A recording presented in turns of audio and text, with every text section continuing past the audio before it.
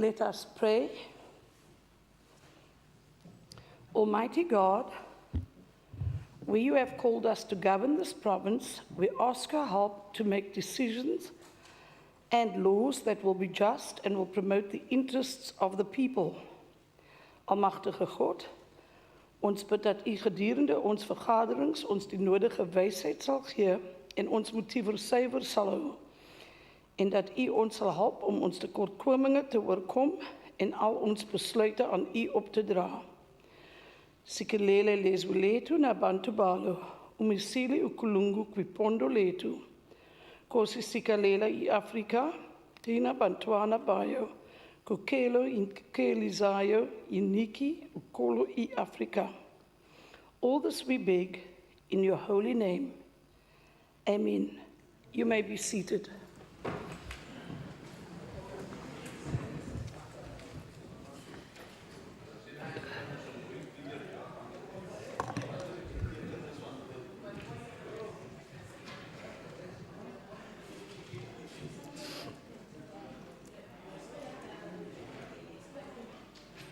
Order.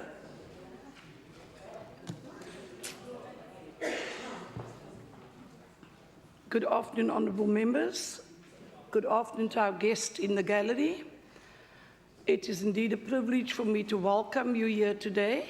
However, I do need to draw your attention to the rules of the gallery. Kindly ensure that your cell phones are on silent, no flash photography, and that you do not interfere with the proceedings of the House. That includes no clapping, no jeering, no interjections. Thank you, but please feel free to be with us for this sitting. The Secretary will read the order of the day. Reply to the debate on the Premier's State of the Province address. Thank you, Secretary. I will now afford the Honourable the Premier an opportunity to reply to the debate. The Honourable the Premier. Thank you very much, Madam Speaker. Madam Speaker, before I begin, will you allow me the opportunity of also adding my word of welcome to the people in the gallery with you? It was a very great and pleasant surprise for me today to see some of the very first people that I recruited to the organisation, the Democratic Alliance, when I was working in the constituency that borders the N2 on both sides. And it is very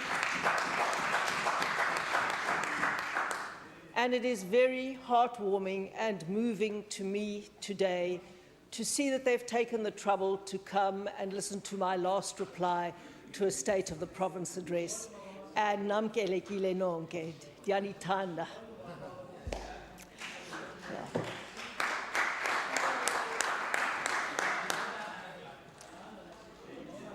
It does make me feel... Order. Could I get the House to order, please? The Premier's on her feet. You may proceed, Premier.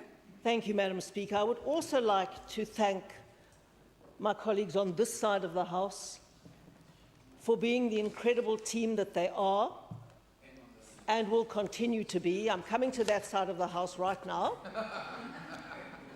And for elaborating on various aspects of the SOPA, doing more justice than I could have in the relatively brief time that I had at my disposal to set out all of their extraordinary successes. And I am grateful to have had copies of all of their speeches because it just shows me what is possible for South Africa if a government focuses, keeps its eyes on the prize of what we can be and does its job properly. And thank you very much. You have been exceptional. Then I would like to come to the Honourable, the Opposition. And let me start on the bright side, Madam Speaker. There was one point in the Honourable Magaka's speech that I agreed with. And let me start with what that is. He is quite right. I am strongly anti-communist. And anybody with the slightest understanding of history, of the concept of freedom, and of the notion of compassion would be anti-communist. It is a complete contradiction in terms to wage a liberation struggle to achieve communism, and I'm about to explain why. Communism is the antithesis of liberation and freedom, the very antithesis. But what communism has done, Madam Speaker, is it's added some very important words to the English language. Words like democide, classicide, politicide, genocide. All of those words are used to describe the different forms of mass murder undertaken by communist regimes in the 20th century. I looked up 7 different sources on the number of deaths caused by communist systems of ordinary people. The lowest estimate is 65 million, the very lowest, and the highest is 161 million people dead. And whichever way you look at it, it is horrific. The concept of communism and progressivism or freedom are complete contradictions in terms. But I will continue to defend the Honourable Magaka's right to remain as deluded as he is. Now, why has communism caused such misery, Madam Speaker? It is because communists believe that the great leader of the very small vanguard knows what is good for everybody else, and that through the state that they control entirely, they have a right to control society, and they can have a right to force people to do what they want them to do. And that can only result in oppression, coercion, force, and ultimately murder and mass starvation, as we've seen throughout history. Our political philosophy is the exact opposite. We believe that we have to maximize freedom and choice so that individuals can chart their own course in life, that they can learn from their mistakes and their successes, and through hard work they can ensure a better life for their children. And so we believe the role of the state is to protect people's rights and freedoms, to extend opportunities to them, and to provide those things to people that they cannot reasonably be expected please. to provide for themselves. Premier, kindly just take your seat. Honourable Chacham, there was a debate. We had an opportunity to provide input. The order paper today says the Premier's response. Interjections are allowed, but no running commentary. Maybe you could listen, and then if you have questions, pose them through the chair to the Premier. Thank you. You may proceed, Premier. Thank you very much, Madam Speaker. We sum up our political philosophy as a government in our vision statement. We want to lead the Western Cape to become a highly skilled, innovation-driven, resource-efficient, connected, high-opportunity society for all. Now, I'm not surprised the Honourable Doug Moore isn't here today, because he really dug a big hole for himself by saying that our vision does not include the concept of redress. Madam Speaker, it is premised on the concept of redress. Redress is interwoven into every word of our vision statement. For example, skilled, are highly skilled. Skills, as President Mandela said, is the best form of redress because it gives people the opportunity to improve their circumstances. Innovation means new ways of doing things that make it easier and more possible for people to advance. Resource efficient means that we don't steal people's money so that we can spend 82% of our budget on service delivery to the poor. That is redress. A government that does not steal your money, but spends it on service delivery to the poor. Connected means redress, because a digital economy, the only way to connect to a digital economy is through access to the internet, which brings opportunities in which you can live your freedom. And using your opportunities as each individual is redress. That is the redress that creates progress and advancement. And the DA does real redress by opening opportunities, by spending the money where it needs to be spent, by building skills, by growing the economy, and by linking people with skills to a growing economy. That is sustainable and permanent redress. Now, Madam Speaker, what is the ANC's, you didn't understand what I said. What is the ANC's version of redress? What is the ANC's version of redress? I will show you, Madam Speaker, what the ANC's version of redress is. Here it is. This is the summary of ANC-style redress that the Honourable Doug Moore spoke about. The headline in the Financial Mail this week says, Eskom's lost decade. 12 chief executive officers, 6 chairmen, 60 directors, 30 executives who were paid 514 million rand. And then they asked the question, for what actually? For what actually? And of course, Doug Moore would answer, for redress. But what happened? 514 million rand, that is R500 million, went to a handful of people because of their political connections. That is ANC-style redress. They enriched the few to impoverish the many. During the ANC's time in office, the economy was so undermined that almost 10 million people are now unemployed. That is the entire population of a country like Sweden, for example. We now have almost 10 million people unemployed because of ANC-style redress.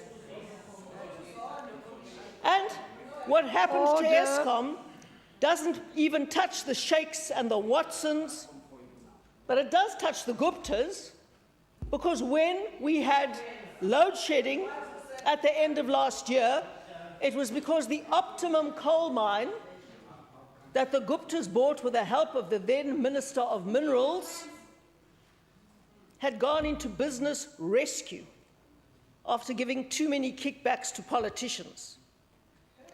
And while we have load shedding in South Africa, and while people are not being paid because mines are going into business rescue, the Guptas are in Dubai holding a 100 million rand wedding on taxpayers' money from South Africa.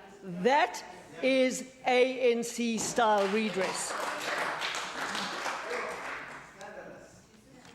And then, more than that, Madam Speaker. Order.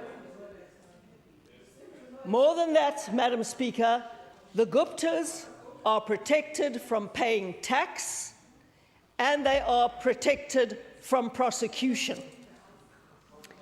So I can summarize, and we all need to understand ANC redress through what I call the 7 Cs. Sailing the 7 Cs is the ANC version of redress.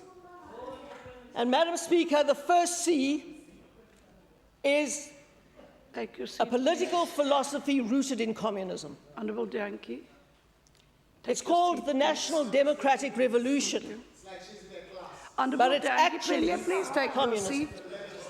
please take your seat, Premier? Honourable Dianki, you have just arrived. There is no she in this House. The Honourable Premier is on her feet and you will address her in such a way as an honourable member. Thank you. You have now made a grand entrance. Compose yourself. You may proceed, Premier. Thank you very much.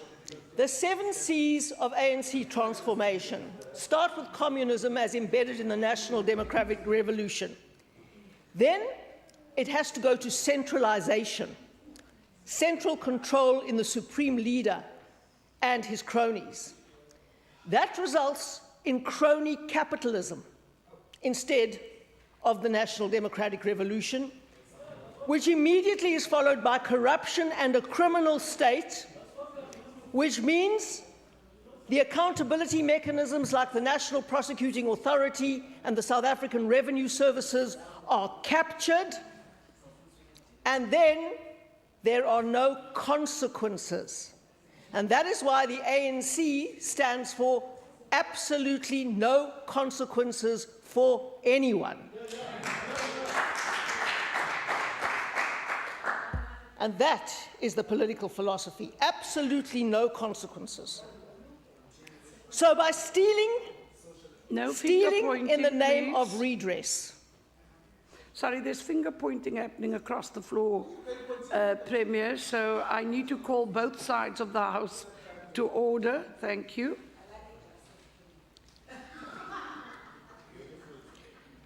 So the connected few have earned a fortune, Madam Speaker, by stealing in the name of what Honourable Dugmore calls redress, by stealing the hard-earned money of a tiny 1% of the population who pay 53% of all personal income tax. And then they arrest only the whistleblowers. But as they say in the advertisements on television, colleagues, there is more. There is more ANC redress coming.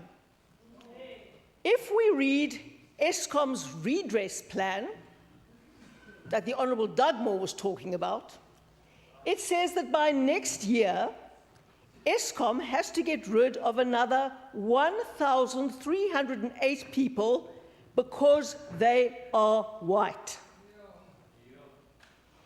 A third of them are engineers. A full third of them are engineers and other middle management technicians whose only sin, and this is a phrase the ANC will understand, whose only sin is the colour of their skin. We thought we were getting away from that system. Honourable Lecker.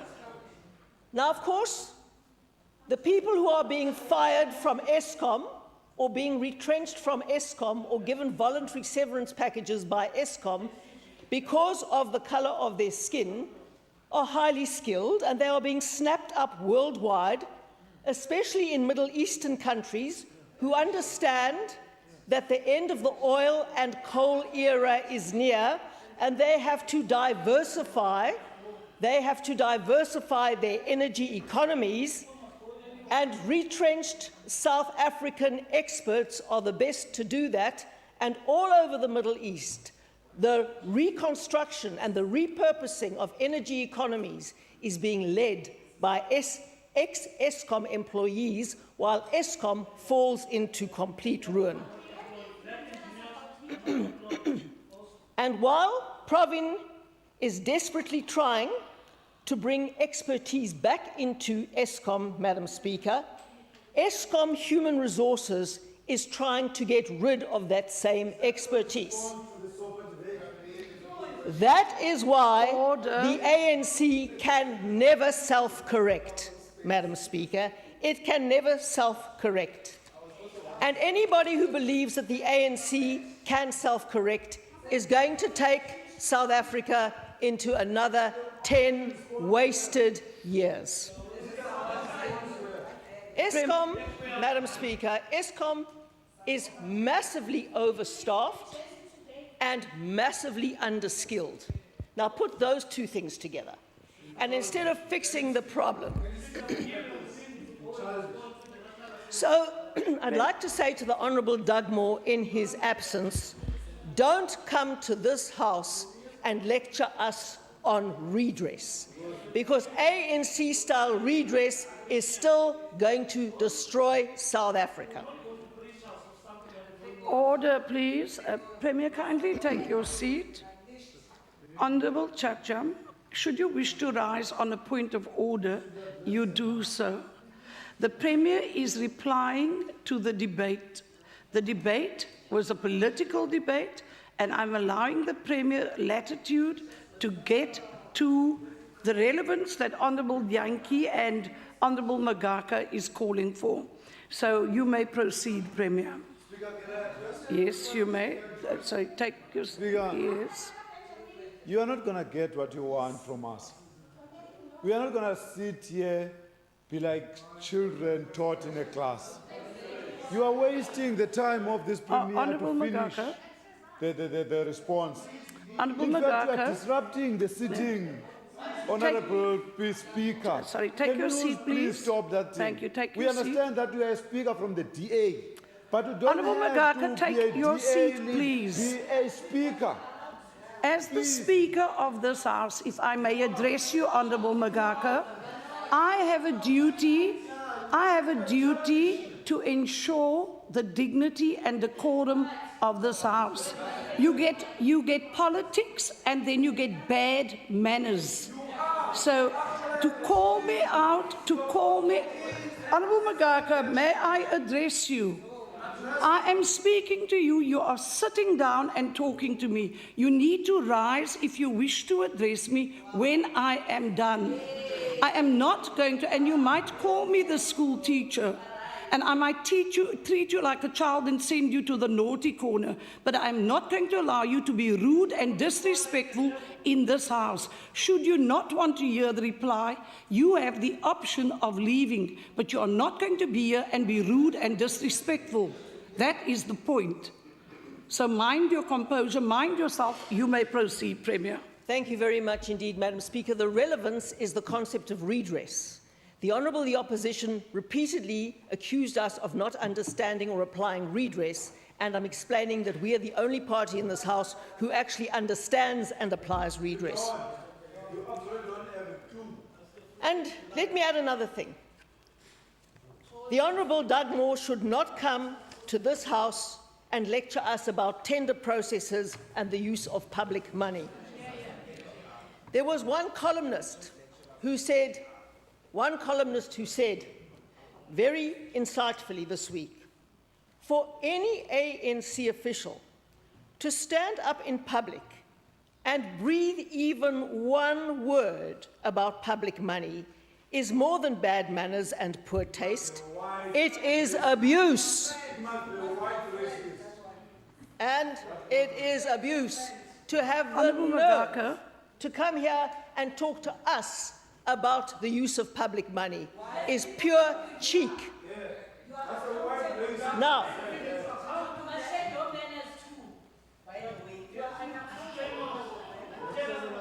Premier, kindly take your seat. I think it's important for the country to see what is actually happening in this House.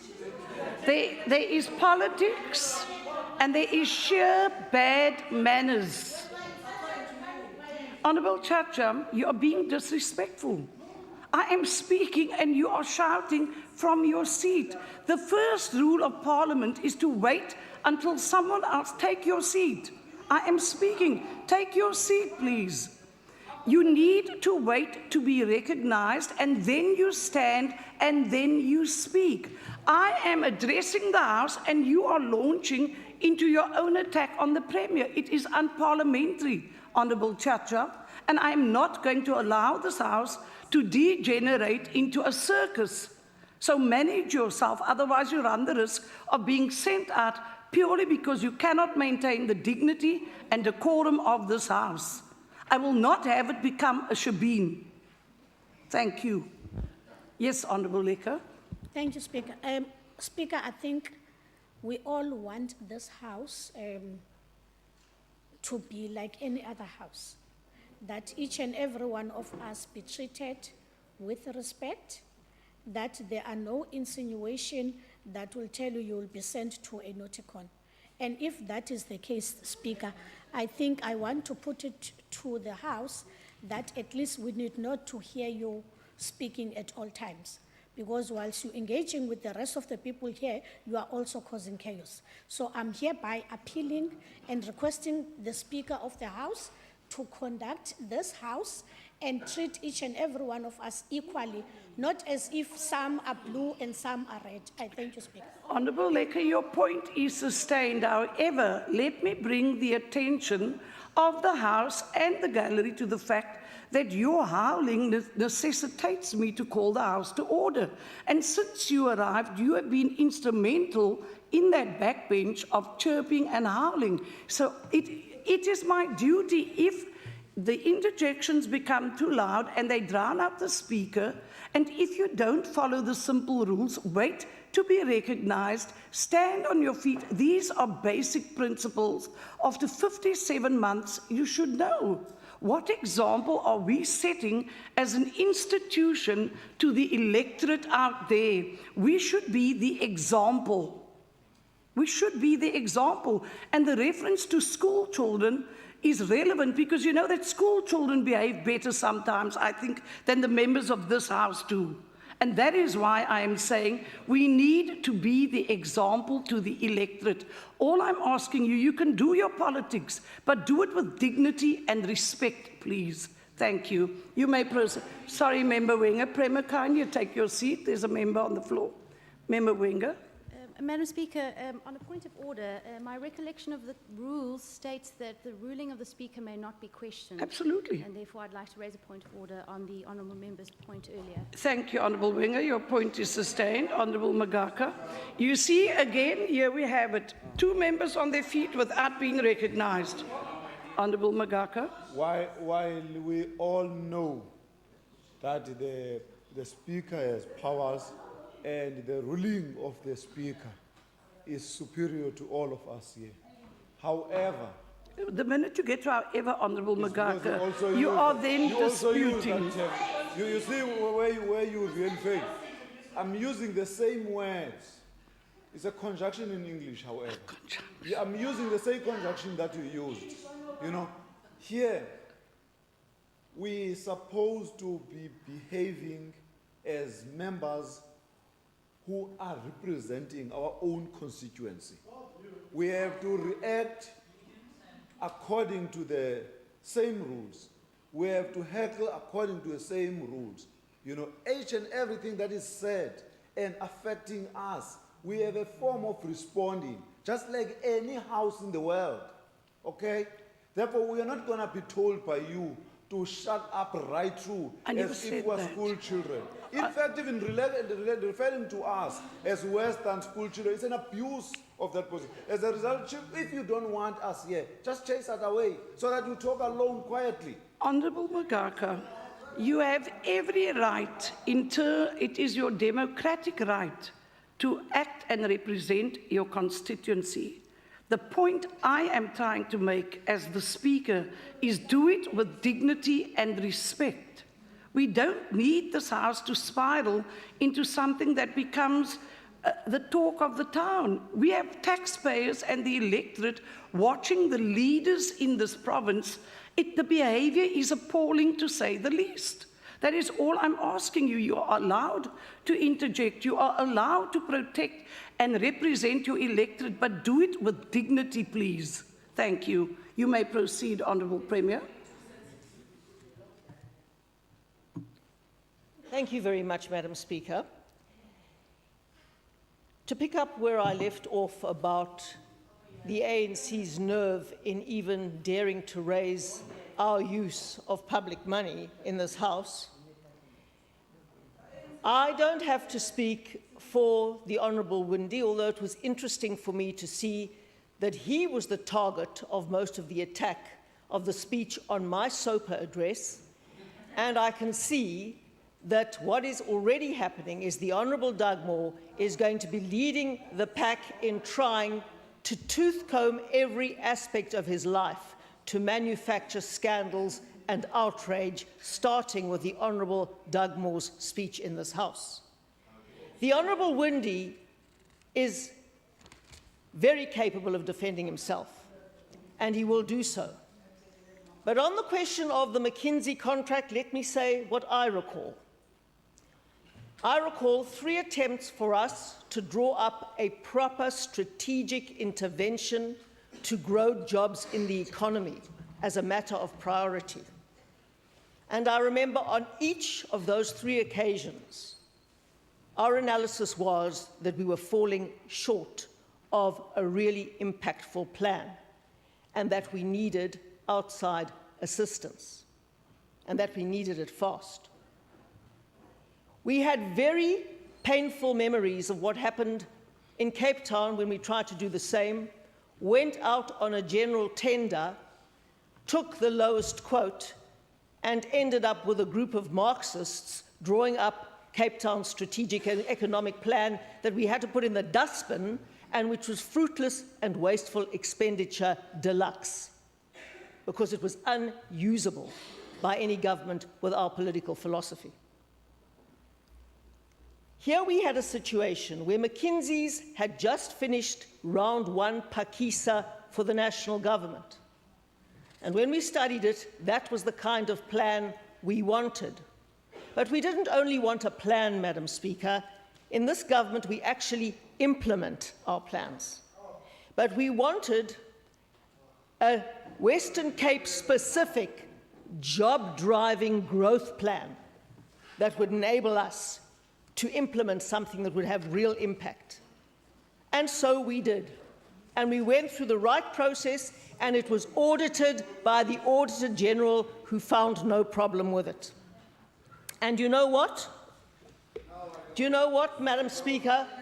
The result of the implementation of that plan is the statistics that you read here. This is the result of it. Employment in the Western Cape grew by 24%, well ahead of Gauteng at 16.6% and KwaZulu-Natal at 8.3%. The Western Cape has the lowest unemployment rate in South Africa, 14 percentage points lower than the national average on the broad definition. We have cut red tape to the tune of actually getting investment of 1 billion rand more than we otherwise would have. Green economy, we have 70% and are leading in making South Africa the greenest economy in the world, or the fastest growing green economy in the world. We are the finance hub of sub-Saharan Africa, having overtaken Johannesburg, and I can go on. That was the consequence of implementing the Khulisa plan. And we will defend it because it was money well spent, because it was a plan well implemented. And you know, Madam Speaker, many hundreds of people, we have created over 500,000 jobs since this administration came into office, created the conditions through Project Khulisa to do that. And you know what? One of the people who have benefited is the lady called Nosipho that the Honourable Bierwinkel spoke about. The Honourable Bierwinkel selected her facts very carefully when talking about Nosipho, and she only told a fraction of the story that led to a completely distorted picture. Today I will tell you the full and true story of Nosipho and her daughter Thandi. Nosipho, Madam Speaker, was born in Jaga. Nosipho, Madam Speaker, was born in Jaga, outside Kofimbaba in the Eastern Cape. Once, long ago, this remote community was visited by a mobile clinic, but this service stopped. And Nosipho never understood why. Nosipho's father, Vumile, worked on the mines in Johannesburg, and he wanted his family, his wife, Nosipho, and her 3 brothers to move to Johannesburg so they could be with their father. But they could not. The reason they could not was primarily that if they left their land, they would lose it, because they had no secure title. It was beautiful land and it produced no food or jobs, but in old age it would mean some chickens and some mealies for them. And they lived under a chief that was Order. completely unaccountable, and Nosipho and her mother, Bathandwa, had no protection from this thing that they'd heard about on Umhlobo Wenene called a constitution, Umgaqo Siseko. They knew nothing about their rights. They continued to live rightless, subservient lives on land to which they had no title. They did not understand this concept of land please, reform Premier. that they kept on hearing Honourable about members, over the radio. Your conversation is drowning out the Speaker, Honourable Makaleni, and the Honourable Olivier. Thank you. You may proceed, Premier. Once a year, their father Vumile came home to visit. And eventually, Nosipho's mother Bathandwa got sick. Eventually, the family saved 500 rand that they needed to hire transport to get their mother to the hospital. But by then, her HIV had developed into full-blown AIDS, and it was too late. And she could not take ARVs regularly because there were always medicine stock-outs at the local hospital. Eventually, tragically, Bathandwa died. And Nosipho, now a teenager, had to parent her younger brothers, keep them in school, keep herself in school while their father was working in Gauteng. But then Order. the next tragedy struck. When Nosipho managed to get to the clinic in Tofimvaba, they had no Depo-Provera because there was another stock out. And so, because she had no control over her body and her sexuality, she got pregnant. And she dropped out of school in grade 10. But at the end of that year, half her class left as well because they were going to the Western Cape to have a better chance of passing matric. In their school, they didn't have any chance at all because the teachers were often absent and unprepared. They were often at meetings during school hours. There were no textbooks, there were no computers, there was no internet, there were no flush toilets, and the feeding scheme had stopped working long ago. That was in Tofimvaba. She desperately... Kindly take your seat, please, Premier. Do you wish to rise on a point of order? No, Is it a point of order, no, Honourable it's not I Chacha? would want to know if the Do- Premier can take a question. Okay, can you take your seat, please? Premier, will you take a question? No, the Premier is not prepared to take a question. You may I proceed. no doubt will answer his question because I've got a lot more to say about Nosipho. Order, please. Your request has not been acceded to. Thank you. Nosipho Proceed. desperately wanted to go with her schoolmates so that she would also have a chance of passing matric, but she couldn't because she was pregnant and had to look after her younger siblings. And then, Madam Speaker, another tragedy struck. The money stopped coming from their father, Vumile.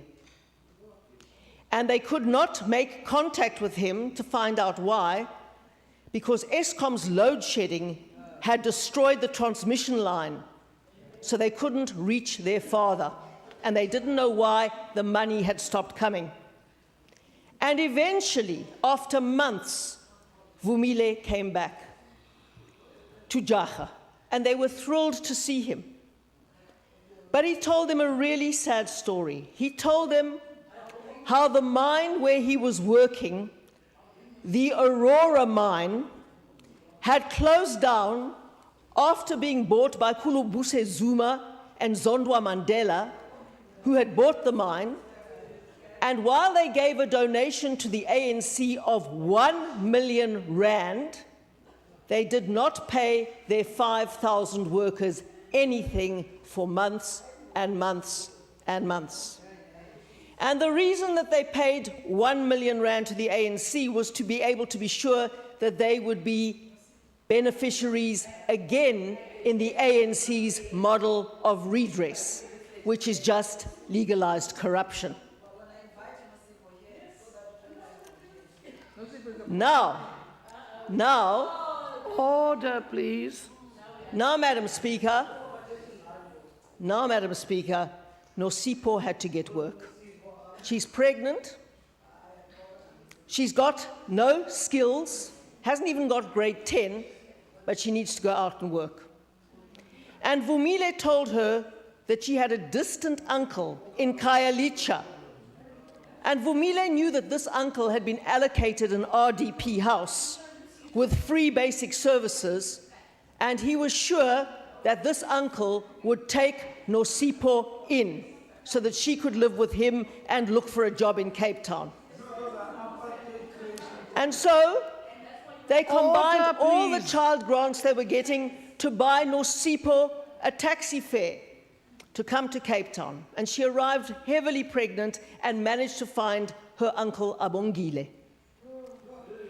And when she found Abongile, she found there were 3 other relatives from the Eastern Cape already living with him, all in backyard shacks.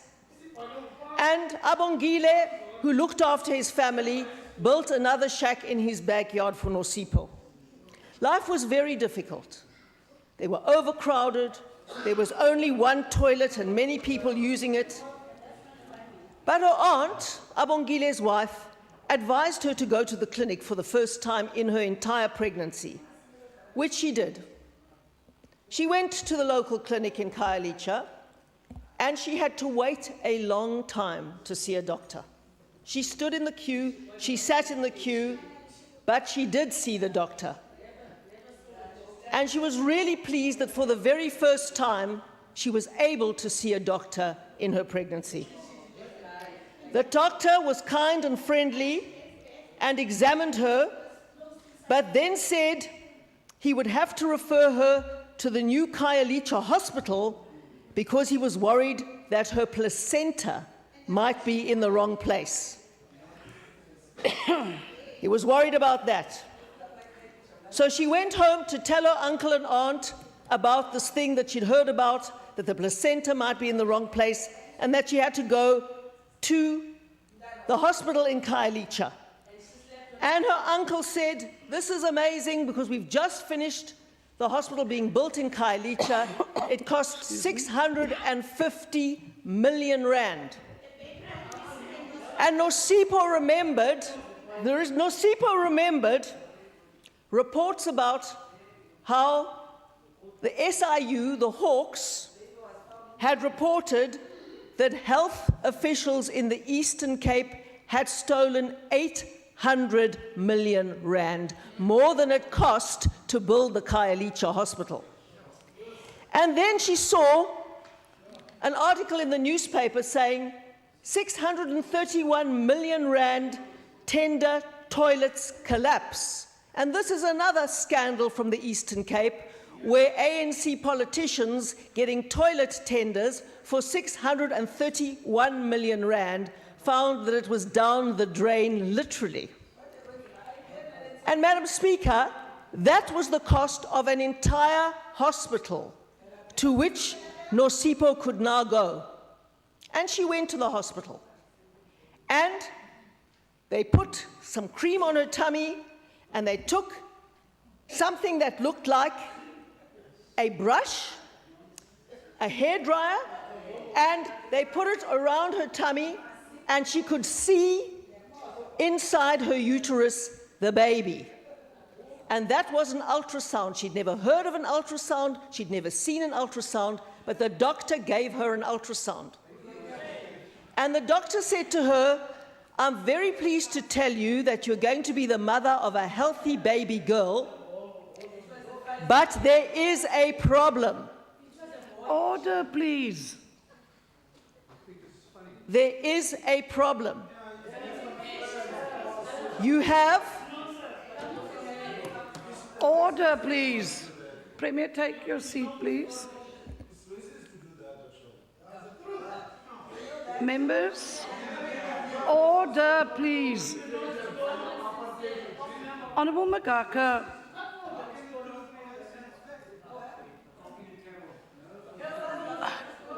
Members, true story Premier, please take of your Carol. seat.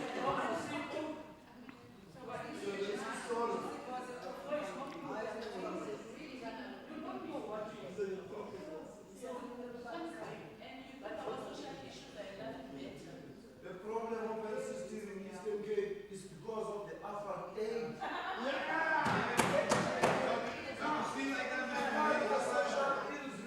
Chief Whip. May I take a question? Premier, will you take a question?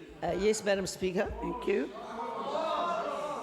Premier, can you confirm that this chamber was the chamber of the Cape Province Administration, which had the same budget for the Eastern Cape, the Northern Cape and the Western Cape in the Cape Administration? They got no differentiation in budget. I don't know any of the details of the budget, but I do want to say that apartheid did not steal the 800 million rand in the Eastern Cape that was stolen by ANC officials in recent years. Honourable Magaka, compose yourself, please. You cannot sit and howl from your bench, Honourable Magaka. Honourable Magaka, I'm going to have to ask you to leave the chamber for the rest of the day, please. Thank you. In terms of Rule 44, please go. Honourable Magaka, leave. Thank you. Honourable Magaka, leave the chamber, please. Thank you.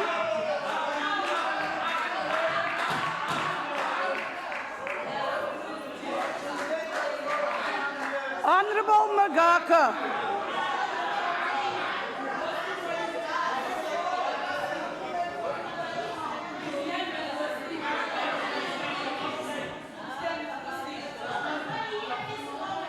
Thank you.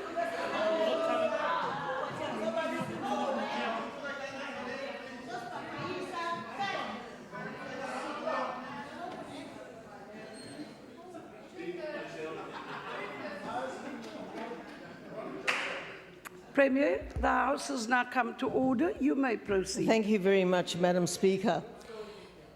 The doctor said to her there was worrying news that she had placenta previa and explained to Nosipho that with placenta previa, the placenta of the baby gets born before the baby, which means the baby gets starved of oxygen, which means it is likely to have brain damage if she has a normal birth.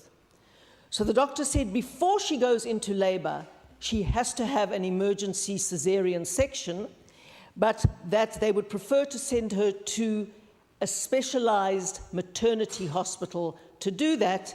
And so she was taken by ambulance to the Mowbray Maternity Hospital, where she was operated the next day. Her baby was born. She decided to call her Batandwa after her late mother, Tandi for short. She had an UPGOS score of 9, which is fantastic, so it shows that everything is working with the baby. Nosipho was sore, very sore after the Caesar, but very, very happy because she realized that her baby was safe and would otherwise have not been born healthy, with huge implications for her and her child. So when she'd recovered, she started looking for a job. And because her uncle Abongile had political links with the ANC, he knew about an ANC MP who was looking for someone to work for him because that person's previous domestic helper had left. And so through these connections, Nosipho got the job, but found that her employer was really abusive. And then she learned that this top ANC official, whose name appeared in the newspaper, and who always claimed to stand up for the poor, had actually assaulted his previous housekeeper and then tried to bribe her to withdraw charges of assault. So she left his employ. Life was very, very hard. She couldn't get even from her old school outside Koffemwaba, she could not even get her school report, Madam Speaker, to show that at least she had passed grade 9. Eventually, she got temporary work at a cleaning contracting company who sent her all out to different jobs all over the Cape Peninsula for different clients. One of them was Isaac, who had a very nice house in Camps Bay, although she worked in many other houses as well, sometimes for people who weren't rich. And she could get there easily because the train system was working, the bus and taxi linked to the trains. But after the agency had taken some of her money for commission and she had paid her transport and then sent money back to Vumile and her brothers, she often had very little left. So she wanted to find a stable job in one place. She liked working for Isaac and his wife Joy. And when their son Simon came home from the preschool where he was, she liked to play with him too. So Nosipho was completely delighted when Joy offered her a full-time position. She learned more about the family. She learned that Isaac and Joy had moved from Johannesburg because Isaac moved his factory to Cape Town because of load shedding by Eskom, and he knew that because of the DA-run city council and province, there was no more stage 1 load shedding in the Western Cape, and that enabled him to run his business profitably from this province. And so he packed up his family and his business and moved. Joy started teaching Nosipho how to cook, and Nosipho showed real talent. Joy also heard about her child Thandi and said, "Bring her with you to work so that your baby isn't left alone or with relatives." And Simon also loved playing with Thandi when he got home from school and reading her books and doing other things. And eventually Joy sponsored cooking classes for Nosipho. And when she passed out of that course, she graduated at the top of her class. And she wanted to move on. She wanted to advance her career and get a better job. And because, as a result of Project Kulisa, tourism was growing and more hotels were opening, she applied to one of the new hotels to be a chef.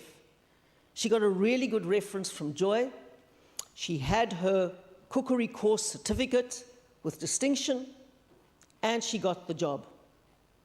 But there was a problem, because the hours were irregular, and she used to be able to catch the train. Now the train service was so unreliable that she had to catch 3 taxis. And eventually Metro Rail got so bad that the hotel had to arrange its own transport service for its workers, for which Thandi was very grateful. Thandi learnt that Metro Rail, like Eskom, is run by the national government, and it collapsed through corruption and mismanagement, which is the ANC's version of redress and transformation. Thandi wants to advance in her job, so she knows she must avoid falling pregnant until she is in a position to afford her own place. It's too crowded where her uncle is. She puts her name on the waiting list for a house, but then she learns she earns too much money to qualify. So she says she's going to have to earn enough to rent a place. And she's very pleased at the social housing projects that are going up that will enable her to do that. She's able to go to a clinic near to where she lives. There's never a medicine stock out, and she never has to do without contraception. The hotel is thriving. There's no longer just a summer season that there used to be. There are conferences all year round. The hotels have high occupancy, and Nosipho works hard to get promoted, and she becomes the head sous chef. Now she can get her own place. She rents a flat in a new social housing project, and she can live there and rent and afford to send Thandi to school. But as soon as she's there, 2 of her 3 brothers come and join her because they're also looking for better opportunities than they've got in Jaga and Koffemwaba. One is looking for a job, the other for a school to finish his matric. Just when Nosipho thought she had some space for herself, her space is filled up again. But family is family, and her uncle Abongile had looked after her, and she will look after her family. Her younger brother has a learning disability, which is why he could never pass his exams. But the disability had never been diagnosed. He needed a special school. He was admitted to one in the Western Cape and passed grade 12. So that Nosipho knew exactly why 64% of all special needs matriculants in South Africa come from the Western Cape. Where she came from, his disability would never have been diagnosed. Her other brother gets a low-paying job in a security company in Airport Industria. Nosipho advises him to follow her example. She said this is a low-paying job, but take it very seriously, because if you do your best, new opportunities will come for you to advance. He is one of the thousands of security guards employed by the private sector because of the failing police. Nosipho learns that the national police population ratio is 1 to 369, but in Cape Town it is 1 to 560. And her brother is doing something to help because he is one of the 2.36 million security guards employed in South Africa because of the police failure. In fact, there are 23 privately employed security guards for every policeman. Nosipho's brother aims to do well enough to be employed by the Cape Town Partnership because they train you as well to be a tourism ambassador and to get more skills. And so he wants to study security and he enrolls for a course to study further. And to help Nosipho and to say thank you for the shelter that she's offering him, he participates in Tandi's school's walking bus program to ensure that Tandi can get to and from school safely, and he does his bit for the community. Tandi has a very overcrowded classroom because there aren't enough teachers, because the money doesn't follow children to the places that they go to school. But the teachers are in school every day, and they are prepared, and she does have textbooks, and she does have access to computers, and she does have access to the internet. And there's a wonderful after-school program where she learns to dance and becomes a very good dancer and ends up also playing volleyball for the province. And there she gets 2 meals a day so that Nosipho doesn't have to worry about whether her child is eating. And Nosipho's brothers realize that if they want to have families one day, they have to advance at work before they decide to have children. Nosipho attends parent meetings and makes contributions to the school. And Tandi does so well that she applies for a maths and science school and gets into it, where she's going to be a boarder in Constantia, a beautiful suburb, so she can go to the specialized maths and science school. But a big event is about to happen, Madam Speaker. That event is an election. Tandi's family and Nosipho's family and Vumile's family have always been ANC. And now Nosipho wonders, if the ANC comes to government here in the Western Cape, won't the billions all be stolen again? Like, for example, the 800 million that could have built a nice hospital in our district in the Eastern Cape?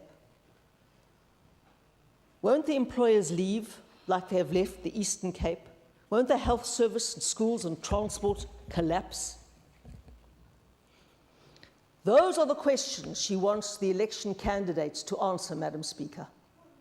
And one day she's on a taxi on the way home from work, and she hears an ANC candidate called Carol Bierwinkel being interviewed on the radio.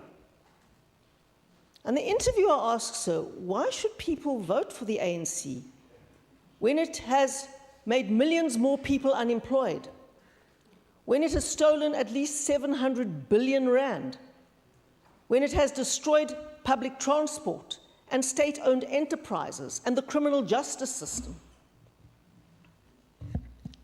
And Ms. Bierwinkel replies, the ANC is the oldest liberation movement in Africa, and we have zero tolerance to corruption. And most of all, The DA is together with the National Party, the party of apartheid. We don't want to bring back apartheid, says Carol Bierwinkel. The interviewer pauses, and he sounds puzzled. He says, but weren't you a member and public representative of the National Party for many, many years? Aren't you, like the rest of the National Party now in the ANC? Oh, replies Ms. Bierwinkel, don't keep talking about the past. Look to the future. And the interviewer asks, what do you promise in the future? And Ms. Bierwinkel answers, the ANC will self-correct by arresting only the whistleblowers who expose corruption, and by intensifying their redress plan in Eskom and PRASA and Metro Rail, and forcing the same policies onto the economy in every sphere. We have to get rid of more whites to ensure transformation. Nosipho shakes her head. She understands that in order to keep making progress, if Thandi is to have a better life than she's had, she has to ensure that the DA wins the election in the Western Cape again.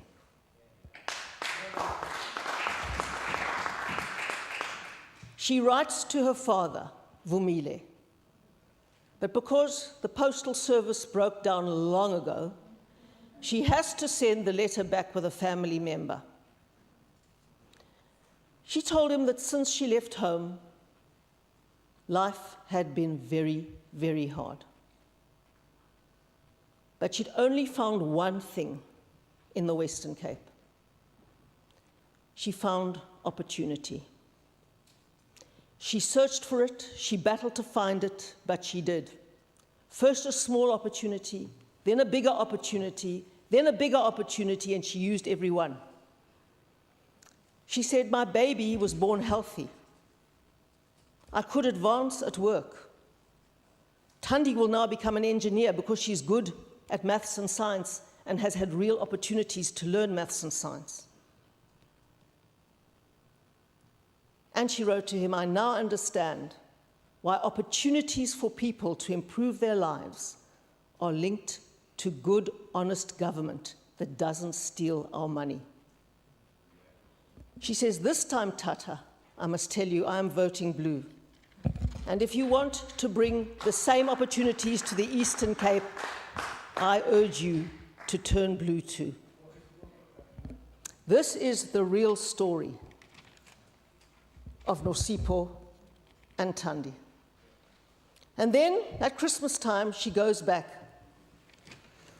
to visit her father. And she sees that instead of the picturesque mud huts that they'd been there when she left, there were just tin shacks everywhere. Still no security of tenure, still no agricultural production, very few men because they were all working in town, leaving their wives to hold on to their land.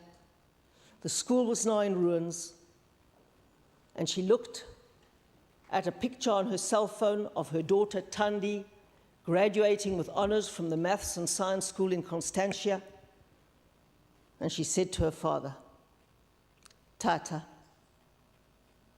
ijaha yakuhlala ilikhaya lam, ngoba kulapho inkaba yam ikhona. Kodwa, intombi yam uThandi wazalelwa eKapa eNtshona Koloni. Likhaya lethu ngoku ngenxa yamathuba angcono.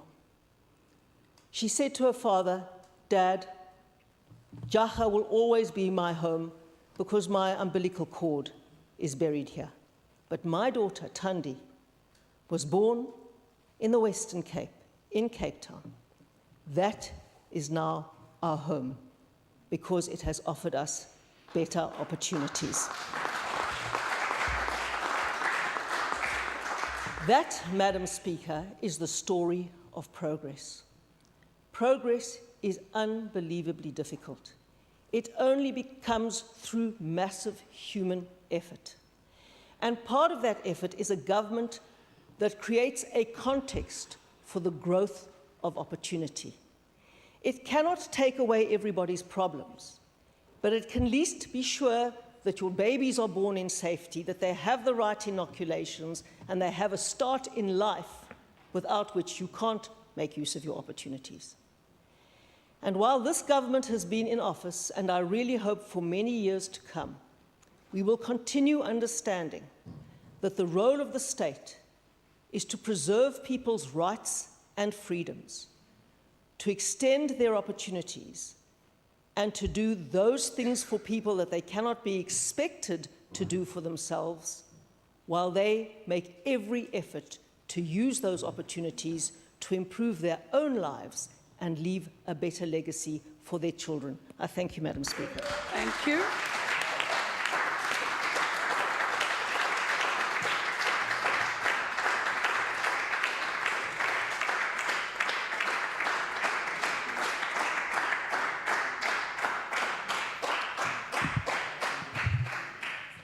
Thank you, Honourable Premier. That then concludes the debate on the Premier's State of the Province address. That concludes the business for the day. The House is adjourned.